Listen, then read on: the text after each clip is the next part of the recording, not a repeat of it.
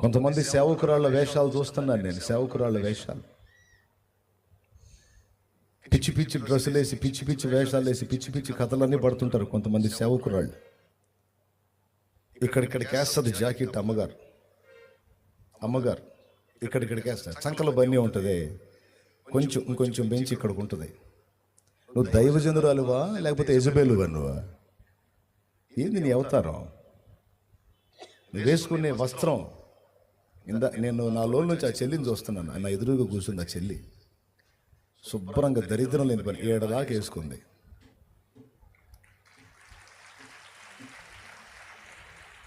నేను ఆడదాకా వేసుకోమని చెప్పట్లా, కనీసం సిగ్గు కలిగి బతకాల. సేవకురాళ్ళు పిచ్చి పిచ్చి వేషాలు వేసి భర్తని శోధిస్తూ ఉంటారు. ఏంటి, నువ్వు సేవకుడు అయితే నీతో పాటు నేను సన్నాసుల్లో గలవాలయ్యింది. అమ్మాయి మరి నువ్వు కూడా వచ్చి మోకాళ్ళు వేసావు కదా అమ్మాయి అభిషేకం చేసేటప్పుడు. అప్పుడు ఏదో కర్మగాళ్ళు వచ్చాలే. నాకు దరిద్రం బట్టి ఏం చేద్దాం, వచ్చిన కాడ నుంచి పొడుస్తానే ఉన్నాడు ఆయన. ఎవరు? నేను. అట్టు ఉండకూడదు అంటాడు, ఎట్టు ఉండకూడదు అంటాడు, అట్టు ఉండకూడదు అంటాడు, ఎట్టు ఉండకూడదు అంటాడు. ఎట్టు ఉండాలి మరి? మళ్ళీ నేను కనపడను. వందనాలు అన్నయ్య నేను కనపడితే నేను అవతలో బాగానే ఈయన ముందు నిలబడాలంటే భయం పడుతుందే. తేడాగా నిలబడ్డా కూడా ఎగతాళి చేస్తాడు. నువ్వేం సేవకురాలు అంటాడు. పొరపాటును పొందానబ్బా, అనుకునే రకాలు లేకపోలేదు. దైవ సేవ అనేది ఈ ప్రపంచంలో ఉన్న పదవులన్నిటికీ మించిన పదవి. కొడితే గట్టిగా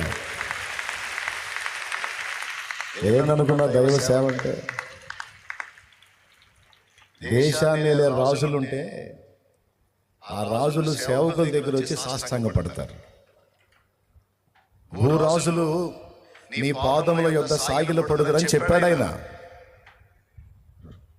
రాజు వచ్చి నీ ముందు సాగిల పడుతున్నాడంటే ఏ స్థానమో తెలుసా? దేవుడు కనబడడు గనక దైవ ప్రతినిధిగా నిన్ను గౌరవించి, ఆ కనబడని దేవుని నీలో చూస్తున్నానయ్యా అని వచ్చి నీ పాదాలు పట్టుకోబోతారు, నీకు వందనాలు చెప్తారు. నువ్వు చేయి తీసి నెత్తి మీద పెడితే ఆనందంగా నెత్తి మీద, అయ్యా నీ చేయి నా నెత్తి మీద పెట్టి, ఎందుకు దేవుడి హస్తం లాగా గౌరవిస్తారు. అమ్మాయి వింటున్నావు? అమ్మాయి వింటున్నావా? సేవకురాలా, సేవకుడా వినండి. పిచ్చి పిచ్చి వేషాలు వేసి, దరిద్రపు వేషాలు వేసి, పనికిమాలిన వేషాలు వేసి, విశ్వాసులకు మాదిరిగా ఉండాల్సింది దరిద్రపు కొట్ట అవతారాలతో తిరిగి చండాలం చేసుకుని, సాక్ష్యాలు పాడు చేసుకుని, మందని కూడా చెడగొట్టేటువంటి వేషాలు వేసి పాడు చేసుకోవద్దు. వస్త్రం కట్టిన, మాట్లాడిన, ప్రవర్తించిన, ముఖాన్ని సిద్ధపరచుకున్న, శుభ్రంగా ఉండటం తప్పు కాదు. కానీ అందంగా కనబడాలని వ్యామోహంతో పిచ్చి పిచ్చి వేషాలు వేస్తారు చూడు, అది తప్పు. దైవభక్తి గలవారమని చెప్పుకున్న స్త్రీలకు తగినట్టుగా సత్క్రియల చేత మిమ్మల్ని మీరు అలంకరించుకోండి అని తిమోతికి రాసిన మొదటి పత్రిక 2వ అధ్యాయము 9వ వచనంలో రాస్తుంది. పరిశుద్ధ స్త్రీలకు తగినట్టుగా మీరు జీవించాలని పేతురు రాసిన మొదటి పత్రిక 3వ అధ్యాయం 1వ వచనం నుంచి చదివితే ఉంది. కాబట్టి దైవ సేవ చేసేటువంటి స్త్రీలకి, పురుషులకి, అందరికీ ప్రేమతో చెప్తున్నాను, మీ వేష భాషలు, వ్యవహారాలు అన్నీ కూడా మీకు అప్పగింపబడే మంద చూస్తారు గనుక వారి ఎదుట మీ ప్రవర్తన జాగ్రత్తగా కాపాడుకోవాలి. ఇది ఒకటి. కొంతమంది పాస్టర్లు ఉంటారు. ఈ సేవకురాళ్ళలాగా ఉండరు, వీళ్ళు యజమానుల్లాగా ఉంటారు.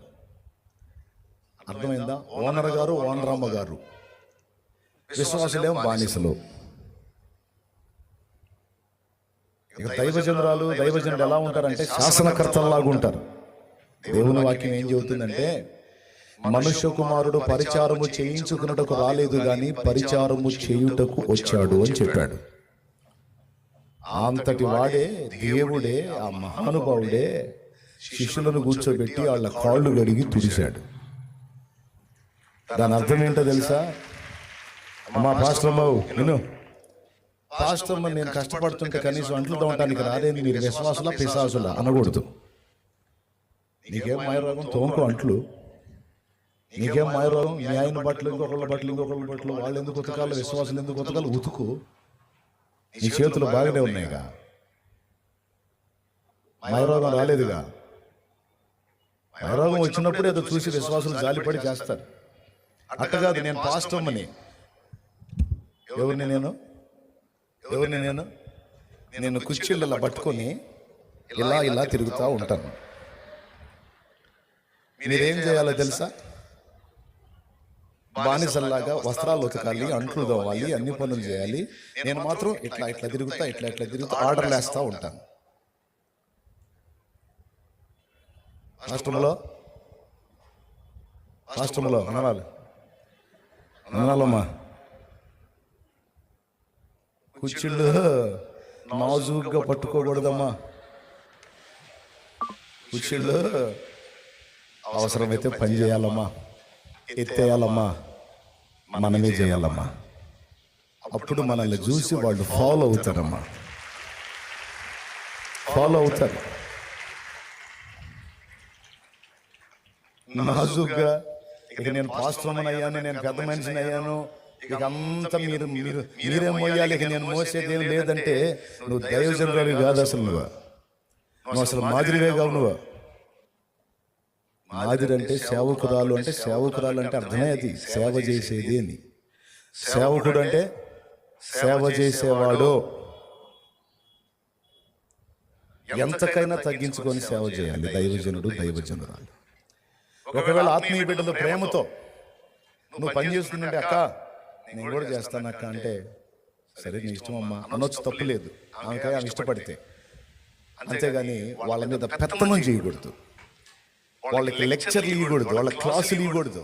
కొంతమంది పాస్టర్లు క్లాసులు ఇవ్వటం మొదలు పెట్టారు. క్లాసులు విశ్వాసుల్ని పీడించడం మొదలు పెట్టేసరికి వాళ్ళు దండాలు పెడుతున్నారు. పాస్టర్ అమ్మా నీకు దండాలు పెడుతున్నారు. దయచేసి అలాంటి దరిద్ర పనులు, దరిద్రపు సాక్ష్యాలు తెచ్చుకోకుండా. ఇంకో మాట కూడా చెప్తున్నాను, సేవకులు అభిషేకం పొందుతున్నారు కనుక సంఘాలకు పంపిస్తే సంఘాల్లో సాక్ష్యాలు కాపాడుకోవాలి. కానీ స్త్రీలతో ఏమండి స్పెషల్గా ఫోన్లు మాట్లాడటాలు, విశ్వాసులతో స్పెషల్గా ఫోన్ కాంటాక్ట్స్ అవ్వటాలు, పర్సనల్ డీలింగ్స్ ఏవి పెట్టుకున్నా వాడి సాక్ష్యం SKNP అయిపోయింది. వాడి సేవ కాదు, భ్రష్టుడైపోతాడు.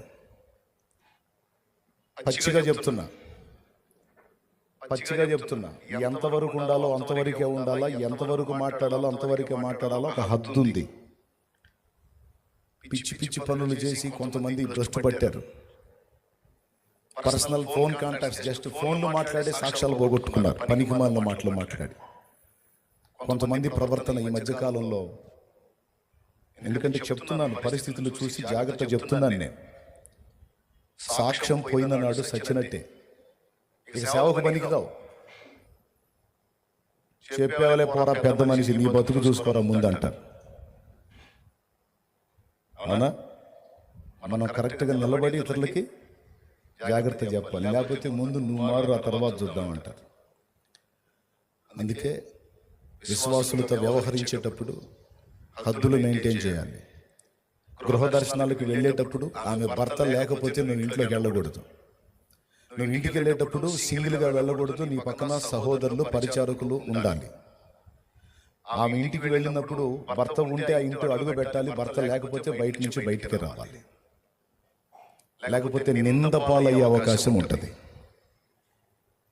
వందనాలమ్మా, బెదర్ లేడా, ఏ సంగతే అనుకుంటా బాగూడదు. దేవునికి స్తోత్రం. వాడు వెనక ముందు చూడ్డు, ఇక జేబులో చేపెట్టని ఎగరేసుకుంటా పోతుంటాడు. లేడా బెదర్ లేడా అనుకుంటా పోతుంటాడు. దరిద్ర పనులు చేయకూడదు. చెల్లి బెదర్ లేడా, ఓకే తల్లి, గాడ్ బ్లెస్ యూ, వెళ్ళిపోతున్నానమ్మా. అంతేగాని పర్సనల్గా ఆడవాళ్ళు ఒంటరిగా ఉన్నప్పుడు ఇళ్లలోకి వెళ్ళకూడదు. చెప్పు తీసుకొని చెంపకేసి కొట్టుకొని బుద్ధి చెప్పుకొని జాగ్రత్తగా ఉండాలి. ఎందుకంటే సాక్ష్యం పోయింది. చివరి శ్వాస పిలిచేంత వరకు నాదు సాక్ష్యము కాపాడుము. సాక్ష్యము చెదరి పోవుట కంటే, సాక్ష్యము చెదరి పోవుట కంటే ముందే మరణము కలిగించుము. ముందే మరణము కలిగించుము. నా ప్రాణం నీవయ్యా, నీ కొరకే నేనయ్యా, నా సర్వం నీవయ్యా, నా ప్రియ యేసయ్యా, నా ప్రాణాత్మ శరీరము యేసునికే అంకితం. నా ప్రాణాత్మ శరీరము యేసునికే అంకితం. అంకితం నీకంకితం, నీతి నుండి నా జీవితం. అంకితం నీకంకితం, నీతి నుండి నా జీవితం. దేవునికి మహిమ. క్యారెక్టర్ కాపాడుకోవాలి, సాక్ష్యం కాపాడుకోవాలి. వింటున్నారా? ఆల్రెడీ పొందినోళ్ళు అందరూ వినండి. డబ్బు ఉన్న వాళ్ళని ఒక రకంగా, డబ్బు లేని వాళ్ళని ఒక రకంగా చూడకూడదు. కొంతమంది సౌండ్లకి స్పెషల్ రెస్పెక్ట్ ఇస్తారు. అమ్మా వందనాలు, అయ్యా వందనాలు అన్నట్ట. డబ్బు డబ్బు డబ్బు, పెద్ద కులం, డబ్బు, హోదా, వాటిని బట్టి పొరపాటును కూడా బెండ్ అవ్వకూడదు. నువ్వు ఎంత సౌండ్ అయినా, ఒక సామాన్యుడు ఎంతో, నువ్వు నాకంతే. నువ్వేదో ఫుల్ సౌండ్, నువ్వు ఏంది బియ్యానికి డబ్బులు లేవు కారులో దిగావని, బియ్యం డబ్బులు కారులే.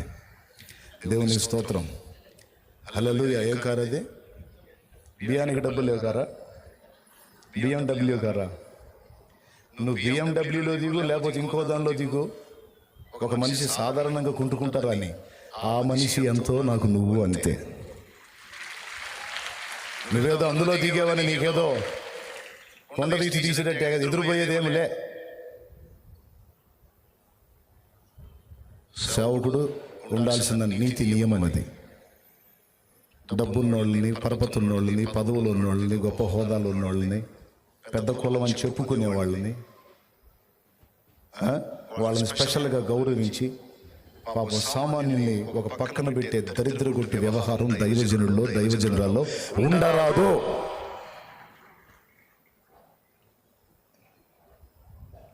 అంతేకాదు, డబ్బుకి ప్రలోభించకూడదు.